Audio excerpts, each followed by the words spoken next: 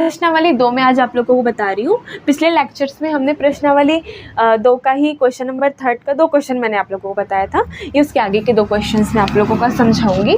तो देखते हैं क्वेश्चन नंबर 9, है ना। क्वेश्चन नंबर 9 में लिखा है A B X square plus B square minus A C x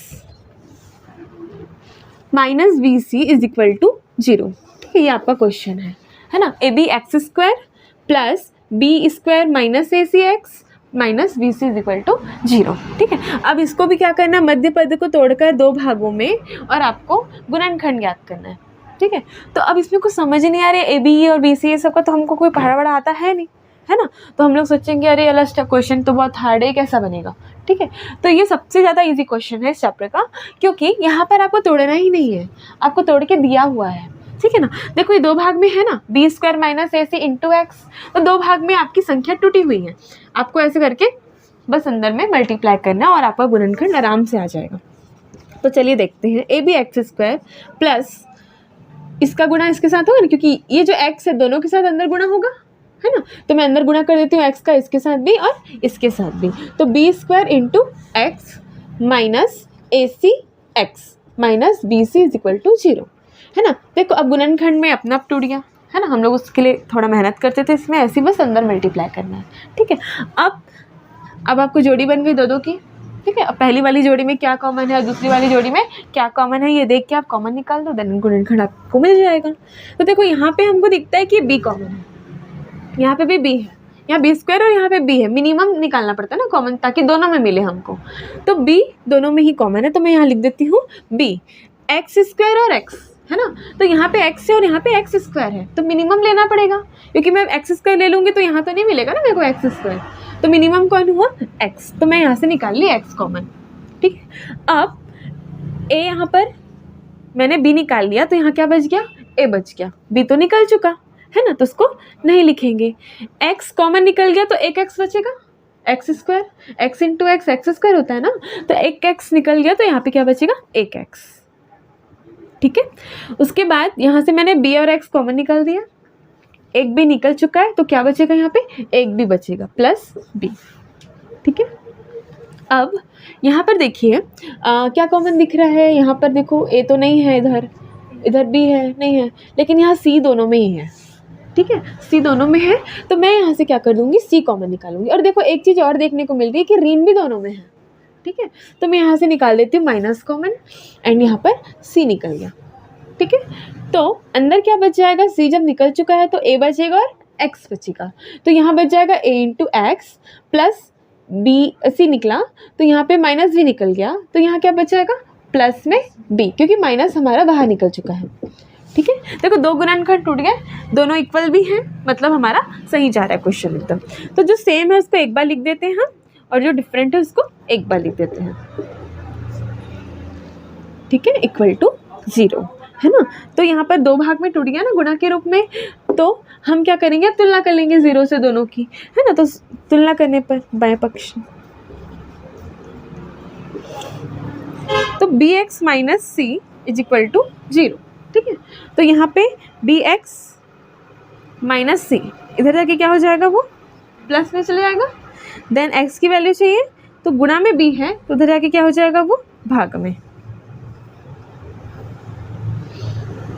ठीक है, नेक्स्ट अब हमारा सेकंड क्या, ए एक्स प्लस बी, है ना। तो ए एक्स प्लस बी लिखती हूँ मैं इक्वल टू 0, है ना। तो एक्स की वैल्यू निकालनी है, प्लस बी उधर जाके क्या हो जाएगा, माइनस बी, गुणा में ए है, उधर जाके क्या हो जाएगा, भाग। ठीक है, इस तरह से सॉल्व हो गया। बहुत ही इजी क्वेश्चन था, एक बार देख लेते हैं। जो क्वेश्चन दिया था उसको लिख दिया हमने, देन आपको जो भी कॉमन दिख रहा था, मेरे को यहाँ से बी और एक्स कॉमन मिला, तो मैंने बी एक्स लिख दिया बाहर में। जब वो कॉमन निकला तो यहाँ पर ए बचा और यहाँ से एक एक्स बचा, देन बी एक्स कॉमन निकल गया, यहाँ से एक बी बचा, तो मैंने उसको लिख दिया। ठीक है, नेक्स्ट आपका यहाँ से दोनों में सी कॉमन है, देन ए और एक्स, देन बी बचेगा यहाँ पर। ठीक है, इक्वल टू 0, इसको एक साथ लिख दिया और इसको एक बार करके लिख दिया, तुलना की, पक्षांतर किया, और हमको x के 2 वैल्यू मिल गई। आपका मूल क्या है, मूल क्या होंगे, मूल c बाय बी व माइनस बी अपन ए होंगे। ठीक है, मूल क्या याद करने बोला था, तो x की 2 वैल्यू ये आपके मूल है। ठीक है, तो इस तरह से क्वेश्चन सॉल्व होता है। देन आगे बढ़ते हैं, लास्ट क्वेश्चन है प्रश्नावली 2 का, क्वेश्चन नंबर 10 है। ठीक है, थोड़ा सा ये डिफरेंट दिख रहा है तो उसको समझ लेते हैं, क्या इसमें कुछ अलग है। x+1, ठीक है, क्वेश्चन आपको दिया गया है x+1 upon x - 1 minus x - 1 और x+1 इज इक्वल टू 5/6। देखो यहाँ पर ये वर्ग समीकरण ही नहीं है, तो दो भागों में कैसे तोड़ें और गुणनखंड कैसे निकालें। ठीक है, तो सबसे पहला काम क्या होगा हमारा, इसको वर्ग समीकरण बनाना पड़ेगा। ठीक है, तो बनाने के लिए देखो ये हर अंश में है, तो इसको पहले एक सिमिलर, क्योंकि वर्ग समीकरण तो बटे में नहीं होता ना, तो अब यहाँ पे हम लोग उसको गुणा भाग करके देख लेते, क्या पता बन जाए। ठीक है, तो देखो हर समान करना पड़ेगा सबसे पहले, ये डिफरेंट नंबर है और ये डिफरेंट नंबर है, हर समान करना है। जब दो डिफरेंट नंबर होते हैं तो क्या करते हैं, हर समान करने के लिए 6 लाना पड़ता है, मतलब दोनों का गुणनफल ला रहे हैं, तो यहाँ पे भी दोनों का गुणनफल ही क्या होगा, इसका एलसीएम होगा, लसा होगा। ठीक है, तो दोनों का गुणनफल होगा, तो बटे में क्या आएगा, मैं इसको गुणा करूँगी तो ये आएगा x - 1 और x+1 आएगा। तो ये नीचे में लाने के लिए दोनों के, यहाँ पहले से क्या x - 1 है, तो मेरे को यहाँ पर ये लाना है, तो यहाँ पर मेरे को ऊपर नीचे x+1 से गुणा भाग करना पड़ेगा। ठीक है, तो नीचे हो गया। ठीक है, तो ऊपर में करूँगी तो x+1 पहले से ही है, किससे करना पड़ेगा, x+1 से। ठीक है, यहाँ पे x+1 का ऊपर नीचे गुणा भाग हुआ। ठीक है, अब यहाँ पे x+1 पहले से ही है, तो मेरे को क्या चाहिए, x - 1 चाहिए, तो इस x - 1 का यहाँ अंश और हर में गुणा भाग करूँगी, तो नीचे में हो चुका है, तभी तो एक साथ लिख दिया हमने, ऊपर करना है। x - 1 का ऊपर यहाँ पे गुणा होगा, पहले माइनस जो है उसको लिख लेते हैं, देन x - 1 का मैंने कर दिया गुणा। ठीक, नीचे दोनों में हो गया ना, तो एक साथ मैंने लिख दिया हर को, हर दोनों का समान आएगा, तो उसको एक बार मैंने लिख दिया। उस पक्ष में आप चाहो तो ऐसे एक एक करके गुणा कर सकते हो। ठीक है, लेकिन वो थोड़ा सा लंबा जाएगा, क्योंकि एक एक करके हमको सबको ऐसे ऐसे करके गुणा करना पड़ेगा। लेकिन आपको कुछ दिख रहा है ना, यहाँ पे सरसमिका बन रही, तीनों समसमिका यहाँ प्रेजेंट है। 3 सरसमिका कौन कौन सी, यहाँ पर आप देख सकते हो, ये समान नंबर है a, देन ये b है ना, तो a+b और a+v, इसको हम क्या लिख सकते हैं, a+b का होल स्क्वायर, क्या होता है फॉर्मूला, a² प्लस b²। ठीक है, देन ये वाला माइनस वाला जो फॉर्मूला है ना, तो उसके लिए क्या लेंगे, देखो संख्या समान है ना, तभी फॉर्मूला बन रहा है ना, तो a - b is equal to a - b का whole square, a² minus 2ab plus b²। ठीक है, नेक्स्ट यहाँ पर देखो क्या बन रहा है, a - b a plus b है ना, तो a - b और a प्लस b, तो क्या होता है फॉर्मूला, a² माइनस b², ये तीसरी सरसमिका।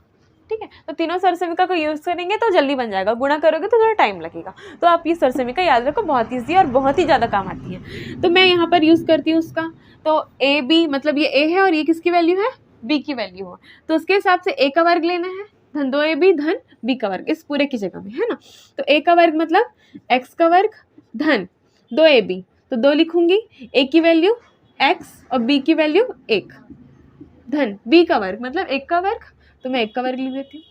ठीक है, तो इतना सॉल्व हो गया इस सरसमिका के थ्रू। देन माइनस से बीच में तो माइनस लिख देते हैं, अब यहाँ पर अपना इसका गुणा है, लेकिन यहाँ पे मैं कोष्टक लगा देती हूँ क्योंकि माइनस बाहर में।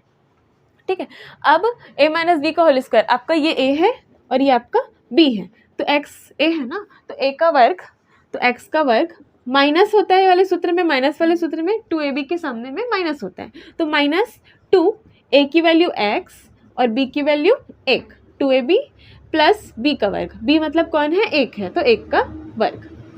ठीक है, नेक्स्ट अब नीचे भी फॉर्मूला लगाते हैं हम, नीचे में क्या है, x - 1 और x+1, ये वाला फॉर्मूला, तो ये a हो गया और ये हो गया b, तो क्या होता है a का वर्ग माइनस b का वर्ग, a का वर्ग माइनस b का वर्ग, तो x का वर्ग माइनस 1 का वर्ग। ठीक है, अब सॉल्व कर लेते हैं, x² 2 × x × 1, तो 2 1 कम 2, 2x और 1 से गुणा होगा तो 2x ही आएगा, तो ऊपर में आ जाएगा आपका 2x प्लस 1 का वर्ग कितना होता है, 1 × 1 1 ही आएगा है ना, तो यहाँ पे लिख देंगे हम 1 माइनस, ठीक है अभी रुक जाते हैं माइनस को, x² माइनस 2x आएगा, अंदर में भी गुणा हो जाएगा तो है ना, प्लस 1² क्या हो जाता है, 1 ही आता है। ठीक, देन नीचे में x² माइनस 1 का स्क्वायर कितना हो जाएगा, 1 आएगा, ठीक है, तो मैं लिख दूंगी यहाँ पे 1। क्लियर है? देन आगे बढ़ते हैं। अब हम क्या करेंगे, ब्रैकेट को भी ओपन कर लेंगे, साथ में 5/6 चल रहा है ना, उसको मत भूलिएगा। ठीक, ये minus plus minus minus minus plus हो जाएगा और माइनस प्लस माइनस हो जाएगा। ठीक है, ऐसा तरह से x² - 1, ठीक है, इज इक्वल टू 5/6। अब इसको जोड़ना घटाना जो होता है कर लेते हैं। देखो ये +x² - x², तो समान संख्या विपरीत चिन्ह, तो ये आपका कैंसिल ही हो जाएगा, यहाँ से माइनस हो जाएगा, 0 हो जाएगा। ठीक है, तो क्या बच गया, +2x + 2x +1 - 1, तो +1 - 1 भी 0 हो जाएगा।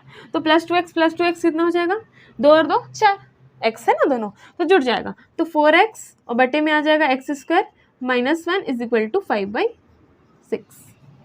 ठीक है, तो 4x x² - 1 is equal to 5/6। ठीक है, अब भी हमको समीकरण बनाना है, अभी भी बटे में है, क्रॉस मल्टीप्लाई यहाँ पे होगा। ठीक है, तो क्रॉस 5 यहाँ पे क्या बच गया, ये पूरा पूरा चले गया उधर, तो 0 बच गया। ठीक है, इस तरह से तो आपको अब मिल गया equation 5x² - 24x - 5 is equal to 0। अब आपको यहाँ पर वर्ग समीकरण को जो सॉल्व करते हैं ना वैसे सॉल्व करना है। तो गुणा करने में हमको क्या चाहिए, देखो 5 × 5 = 25, ऋण 25 चाहिए।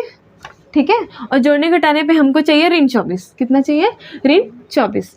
तो 5 के वाले में तो पॉसिबल नहीं है, 25 किसके पहाड़े में आता है, 5 के पहाड़े में आता है, और खुद अपने पहाड़े में आता है 25 के पहाड़े में। तो 25 के पहाड़े में क्या आएगा, एक बार में क्या आएगा 25।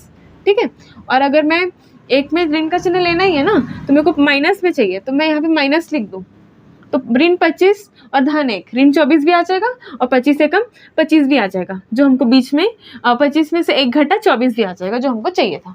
ठीक है, तो इसलिए हम लोग क्या कर लेते हैं, इसको ऐसे ही तोड़ लेते हैं। तो 5x² - 25x + x - 5 is equal to 0। ठीक है, तो अब देखो यहाँ पे 5 और यहाँ 25 है, तो दोनों 5 के पहाड़े में आते हैं ना, तो मिनिमम कौन हुआ, कॉमन 5। तो यहाँ से 5 कॉमन निकालूंगी, यहाँ x² है, यहाँ पे x है। ठीक है, तो x² और x में मिनिमम कौन है, x, तो x कॉमन निकलेगा, देन यहाँ पे x बच जाएगा, देन यहाँ पे 5 कॉमन निकल चुका, तो यहाँ पे क्या बच जाएगा आपका 5, ना 5 × 5 = 25 होता है। ठीक है, देन यहाँ पर देखो कुछ कॉमन ही नहीं है, तो फिर भी हम क्या लिखेंगे यहाँ पे +1, देन ये कॉमन निकल गया। ठीक है, 5x + 1 and x - 5 is equal to 0। ठीक है, 5x + 1 इज इक्वल टू 0, तो 5x इज इक्वल टू +1, उधर आके क्या हो जाएगा -1, x इक्वल टू -1/5, ये मिल गया। ठीक है, हम सेकंड की तुलना करेंगे, x - 5 is equal to 0, x is equal to +5 उधर जाएगा, उधर जाके, है ना, तो देन हमको मिल गया मूल x इज इक्वल टू -1/5 और x इज इक्वल टू 5। इस तरह से हमको 2 आंसर मिल गए।